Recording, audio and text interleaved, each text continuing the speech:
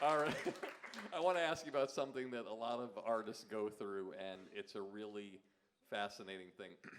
You had your own talk show, which, by the way, I loved, and I have a Johnny Carson cue card that you had one of the writers there found backstage Yeah. that gave to me. I have and one in my office. I still have the it one that framed. says Bette Midler, Robin Williams. I took his from the last day. I got the pile of cue cards because when I did a talk show, I asked to do it at Burbank Studios, where everybody who's in comedy, which you're probably going to ask me about after, but the Johnny Carson set. I got the cue cards from his last show, his monologue and everything, and I framed them and put them in my. It's in my amazing, and office. I have one in my office, the last Fechner joke I have, and it's like, and that's a big part of my life. And that show I loved, but when you took the show, I thought to myself, this is probably the riskiest thing that he's ever done, because when you're a comedian and you put your name on a show, your name is on a show like Roseanne or anything like that, Cosby, you put your name on a show. If it's successful, it's the greatest thing in the world, and you can do so many great things. But as you saw, even Louis C.K., if we were sitting down next to me, his first television show was scripted was Louis, and it was on HBO. It got canceled. It took 6 years before he got back on the air again. You did the show. It was a great show. You had your name on it, but it didn't succeed. How did you reinvent yourself, and how did you come back after knowing you had a show with your name on it as a talk show host? How did you come back from that in a big way? Well, I don't think about that. Maybe I'm different than most, but the truth is, I say yes. And most things. I mean, if you want to be negative, most things don't succeed. Most answers to questions are no. If you want to give up, then that's it. It's not more. There's not more responsibility in putting your name on something. If it's your show, it's your show. There isn't more responsibility in, I could have this could be a horrible podcast where I'm incoherent and I don't make sense, or I piss somebody off, or I do something that is considered politically incorrect in these days of social media, and there could be a firestorm. You don't know what starts a firestorm. If you're Gilbert Gottfried and you make one little tweet and you lose a whole campaign. So anything can explode in your face. So when you're given an opportunity like a talk show, you say yes. And when it fails, I'm not saying it doesn't hurt, and I'm not saying it's not devastating, but you make a conscious decision to move on. And when you move on, if you continually move on, things unveil and unfold, and things happen. If you don't want to move on, you won't move on. We all make the decision. People aren't luckier than other people. You are really in control of your own destiny, of whatever it is you do. It's just don't give up. How hard things are is not an issue. It's how you handle the tough times. We all have crosses to bear. We all have things to, I talk about mental health. We all have, illnesses. We all have things in our life, financial. It's how do you deal? We're all going to get knocked down. We're all going to get knocked out. But how are you going to get up, and how are you going to deal with that? And that's what life is. Life is just getting up. And when you decide not to get up, you're knocked out. If you want to get up, something's going to happen. And, I was going to quit show business the day before they offered me Deal or No Deal. I had been knocked out, and I got pummeled so hard. I was so weak mentally with show business that I gave up, and I wasn't going to do it. And when I got phoned to do Deal or No Deal, and I don't know if anybody remembers the time, like in 2005, no comedians were doing game shows, So to get a call when I told my wife, fuck it, I don't like this. That's it. I don't have the strength to be judged anymore. I don't have the strength to be on a public stage anymore, to be humiliated, to be judged. And I want to share something here. As a comedian, when you take a job as a game show host, it's the toughest decision to make. No, let me just say that. Yeah. So when I got the call, we want you to host a game show. Game show host was the lowest rung. It was a punchline to a joke. to be, especially for a comedian. And if you fail as a game show host, you're rarely going to get another job. No, but even, I'll tell you something, my fear was succeeding as a game show host. Succeeding as a game show host at that time, that's the punchline. You know, that was, you didn't want to be, there's nobody I could put in that, but to host a game show, you don't think, the rungs of show business, the hierarchy of show business that people put on, you're a movie star. And people put these hierarchies up there, and when you think about it, comedian isn't even way up there. Jerry Seinfeld said it best, like he got an award once at one of these festivals, and he said, we're not given, if you think about the actor, which I am, and I trust, what does an actor do? An actor gets picked up, he doesn't drive himself to work or herself to work. He goes into a room where somebody hands you and helps dress you and combs your hair and puts makeup on you. Then you walk into another room where they put a piece of tape on the floor and they say, I need you to walk from there and stop at the tape. And when you stop at the tape, here's some words I need you to say. And you'll say those words, and then the director will go, cut, do it again, no. And you'll do it again, no, cut, do it again, no, do it again, no, do it again. And then they do it from another angle. Then they'll sit in editing and they put it together. And then we all go, fucking brilliant. And they get an Academy Award. A comedian sits alone in a room, writes words, creates a character, shows up, does what they want, and needs so much more from an audience. They need to elicit, because if it's quiet, they need to elicit laughter. So you have to find buttons that relate to so many different people. But we're the clowns. Even on the Johnny Carson show, we closed the show, even with Johnny Carson. And sometimes we weren't even, thought of enough to come over and talk. Donnie Most, who was the third tier on Happy Days, who was reading somebody's lines, would be a guest tonight on The Tonight Show, and they'd ask him questions and what his life was. A comedian, it was a big deal for Johnny to say, hey, come here, sit down. I got asked to go to the couch, and we were thrilled that they wanted to hear us. Which is one of the but we're always the lowest rung.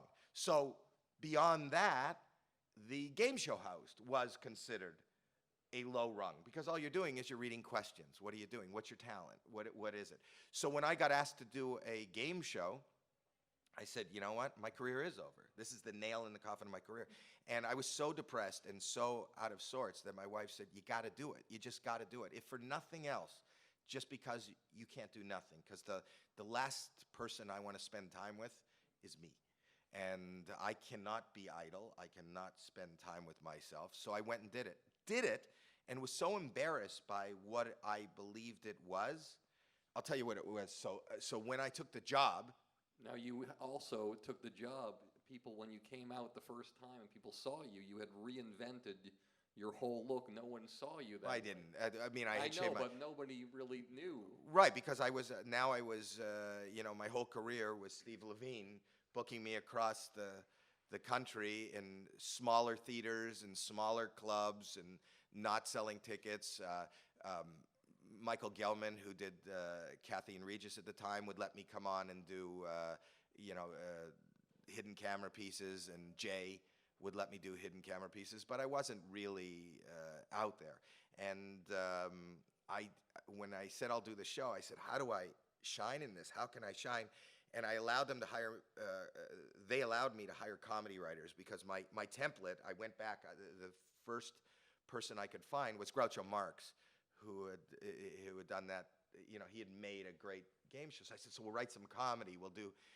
So we did. We sat and we wrote comedy, and I'll come out, because there was nothing in our game. There was no trivia. There was no skill or anything. And I'll never forget this. And then I walked out, and I said, ladies and gentlemen, welcome to Deal or No Deal. And our first guest was Karen Van. I'll never forget her name. I've done 500 episodes. And I'll never forget her name, because this was a changing point in my career, in my life. And I said, tell me about yourself, Karen. And Karen was a mother of 3. She had no health insurance. She had never owned a home. And she was from someplace in middle America. The 3 kids were sitting there. And I had some jokes that I wanted to do. But when you look at somebody who's never been on a television set, there was a glaze in her eyes, and she wasn't listening. And I remembered when I gave her the first offer, it felt like, how when you're talking to somebody and that You feel like they're not listening, like you're doing a podcast and the guy in the front row sleeping. You know, you're kind of aware of that. And I was more aware that if Karen would take $50,000 home tonight, Karen's life, and more importantly, Karen's children's life, would change forever. And I got this great feeling of like it's my responsibility to make sure that she walks out of here with money. And I got very scared that if I start doing jokes and pull the focus into me being funny, that she won't listen and she'll play badly. So my cadence changed. That's why people, it wasn't just about the shaved head, but my cadence changed, because I would say, Karen, the offer is $200,000. And it was like, are you listening to me, Karen? Or do you go for a chance at $1 million? You know, I was just trying to take the fucking money is what I was trying to say. And it was not about jokes. It was not about anybody liking me. It was not about anybody laughing at me. But that empathy came out. I was so embarrassed at the end of the show. I had done this. It became about this. I didn't use it. The writers were backstage. They go, you didn't use the joke. I go, there was a real person with 3 fucking kids standing there who's going to lose money. You know, they've asked me 1 million times to do Hollywood Game Night. I can't go do that show because I'm afraid that if I try to be silly and you walk out with $200 less because you laughed at my joke and got the wrong answer, or I brought you down, I can't do that. You notice the correlation with your career? No, wait. So I go and I left. I left the country. I went to Turks and Caicos when it aired. I didn't want to be here when it aired. I was so embarrassed. And then I flew, and they sent me the ratings. The ratings went through the roof. The next night, the ratings went through the roof. And it landed back in Miami. And within 30 seconds, people are going, deal or no deal? And it was the biggest success that I've had to date, with all the comedy, with all anything. And I didn't want to do it. I was humiliated by it. I didn't try to be funny. I just wanted Karen Van and anybody there to walk out and change their lives, and I felt so responsible. So what is the correlation that you see? First night at Yuck Yucks. You don't know what you're going to do. You sort of know what you're going to do. You're not going to do anything, but you go on and you're like, what? And you do this character that is created right there at Yuck Yucks that launches your career. And the biggest thing in your life professionally, you create the character that you're doing on stage because of Karen Van. And the other correlation is both of them were real.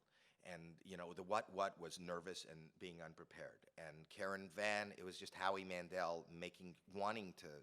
She didn't. She ended up winning $5,000 out of, not only that, she came back because we did a recap of what people did. You know what she did? She bought fucking tits. She had her tits done. But they were nice. But,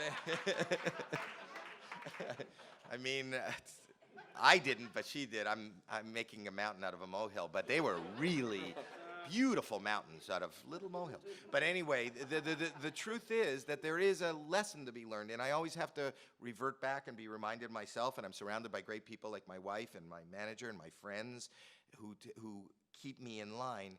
It's really easy to overthink everything, and it's really easy to have a plan. And, you know, promises are broken, plans change direction. We really don't have a lot of control. You know, we're such a small part of this universe. You got to enjoy it. You got to go with the flow, and amazing things will happen. And amazing doesn't have to be notoriety. Amazing doesn't have to be fame. Amazing doesn't have to be funny. Amazing is just life. And that's one of the things you're talking about, which is so great about you with America's Got Talent, because I recognize it. Maybe a lot of people don't. Maybe they do. You're on the show. You're doing your thing. And it's really, really great. And the camaraderie is perfect, and everything happens. And then you get the announcement, Howard Stern is coming on the show.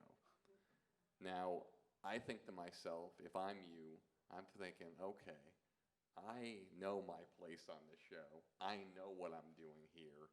And now this guy's coming in, and this is the king of all media. This guy is Howard fucking Stern. Right. How am I going to figure out how to be what I am when this guy is there and he's I don't like think bigger like than that. life? And then what happens is, what's amazing, what you just said, is how you navigate when things are thrown at you and all the different judges. And 7 years later, you are still like the most powerful force. And when I saw you press that golden buzzer for that young girl. I mean, I tell you, I mean, I'm embarrassed, but I was crying.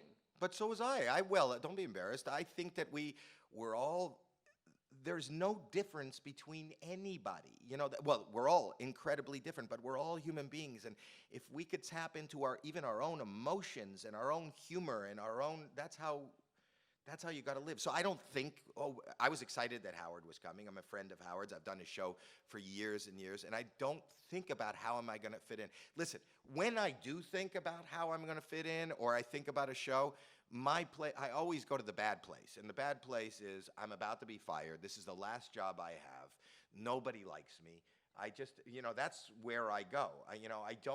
If I analyze, I could tell you everything that's going to go wrong, everything that's not good, everything I don't want to analyze, because that's, as somebody who suffers from obsessive compulsive disorder, I'm obsessive, I'm compulsive. I will fixate on something, and usually not anything positive, and I never think I do well. I never think it's good, but I also understand I have another plane of